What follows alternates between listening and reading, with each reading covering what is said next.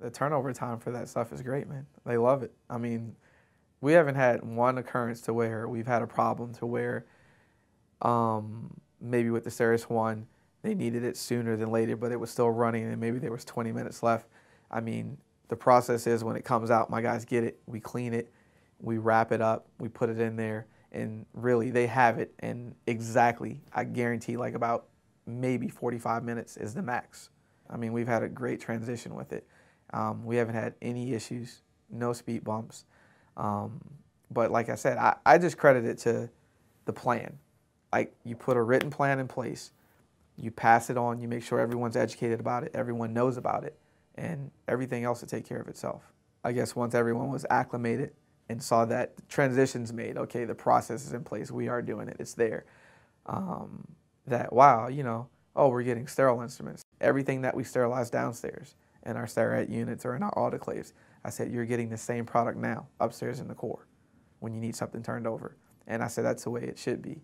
My standard of care is in regards to sterilization, is to basically have sterilization across the boards for all of my surgical patients, whether it be in the core or coming from my sterile processing department.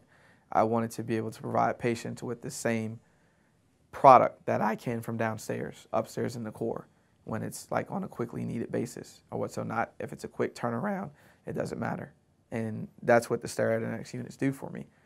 I feel a lot more, I guess, confident in the product that, you know, my OR team is using, because it's a sterile product. You open it up. I mean, you open the package up as you do on the back table, everything else. You're not bringing a wet scoper or something or instrument and trying to use it on the patient and trying to damp it off or dry it off with a sterile towel. I mean, you have a ready-to-use product that you can just open up, go to use. I mean, you're good to go.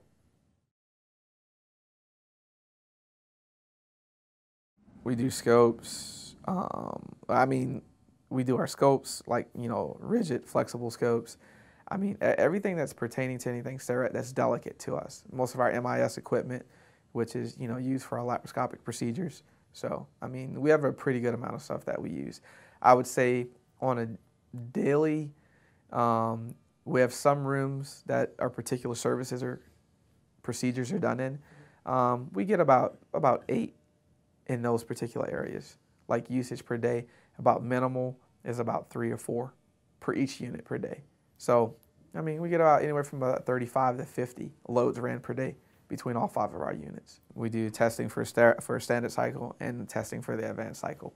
But I mean, it hasn't changed. I mean, it's just like we do the biologicals downstairs. But like I'm saying, we have the same processes upstairs in the core as we do downstairs in sterile processing. And that was key, just keeping it that way, because there wasn't really, it was more of an adjustment for the core staff than it was a change. It was an adjustment because the practices were already in place as far as what we do. And I brought the practices from sterile processing to the main core. You're doing the BI test to make sure the unit is functioning and running properly, meeting all its parameters. And then you know that from that point forth, whatever you use in the unit, you're getting a sterile product that you can use on the patient. I mean, that's what sterility is all about. I mean, that's what you want to have. And I have complete confidence in my units. So the PMs are done on time. I mean, everything's taken care of. I mean, those stairs, I'm telling you, those Sterilization units are great. Well, now that I've experienced both the Steris 1 process, which is where you get, you know, wet instrumentation, as opposed to the Sterilization units, where it's a complete sterile unit, terminal sterilization, what you get, I would not recommend going backwards to anyone, and I would not go backwards myself.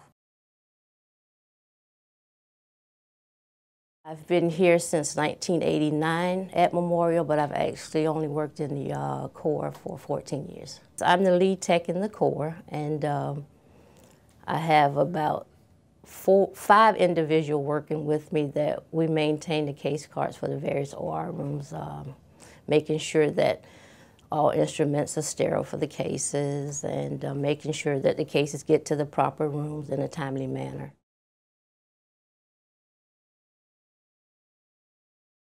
Initially, I thought it was going to be a big deal, but actually it turned out to be a very simple process, and it's been working very well. As they say, practice makes perfect. And so from hands-on experience, and that's how I made it through. It took me about a week to master the process, and the transition was over. The hardest part probably was to get the other staff hands out. Anybody that worked in the OR was able to use the Sterilization.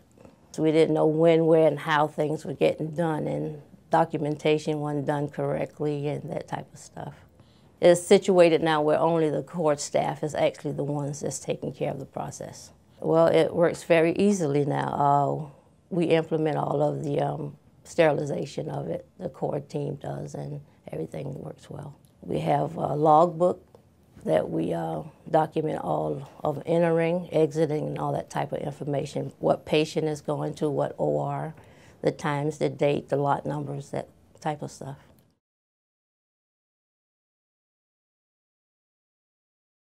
The transition itself has actually made it a lot simpler for us. It doesn't take as long, it's not as messy, and it's just an easier process by just having us actually take care of these situations.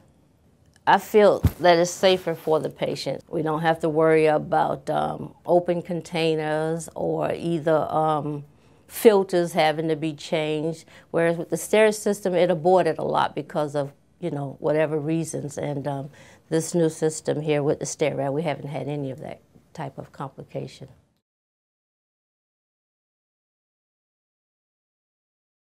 With the Sterilization indexes now in the OR operating rooms, we are more able to focus on the things that we need to be focused on for later in the day. We don't have to be pulled away to rerun instruments because of the machine failures, and just provide better patient care. I have confidence in the Sterilization index because upon running BIs on 11 to 7 shift prior to my shift, 7 to 3 in the mornings when I come in and I have to run something, and all BIs have passed, and when I insert indicators for something I run during the day, they're always passing, and I don't have any problems with the machines. Now with the Sterilization index in the OR, once the cycle is complete, I'm able to check the sterility of whatever it is I ran, whatever instruments that I've ran.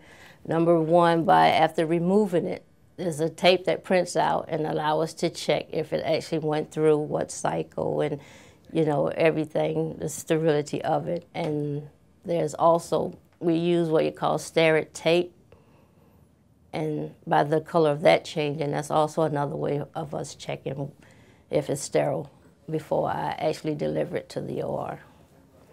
And the BIs, those are also checked, or Sterilization indicators if I'm peel packing the instruments. I have a lot more confidence in the instrumentation being sterile, and I feel like I'm doing a much better job for the patient and not compromising them.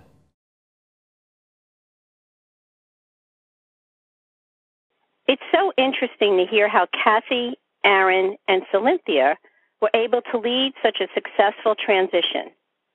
Of course, each hospital is unique, and your situation may not be exactly the same as Memorial University Medical Center, but I think there are valuable lessons here for everyone. We hope that you found their experience insightful. We would now like to turn our attention to some of the questions that were sent in from viewers during the webinar registration. First question, and definitely the most popular one we received in the last week. If my facility has not yet replaced our SS1, is there still time to purchase and set up a Sterilization NX system in time to meet the transition deadline? Yes. ASP is doing everything it can to help customers transition to a new ASP technology solution within time to meet the August 2011 deadline mandated by the FDA.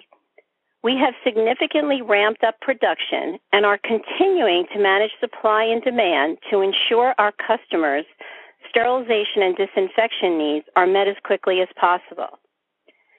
In addition, we will develop and customize a delivery schedule for large orders. The sooner an order is received, the better we can anticipate and meet customer needs.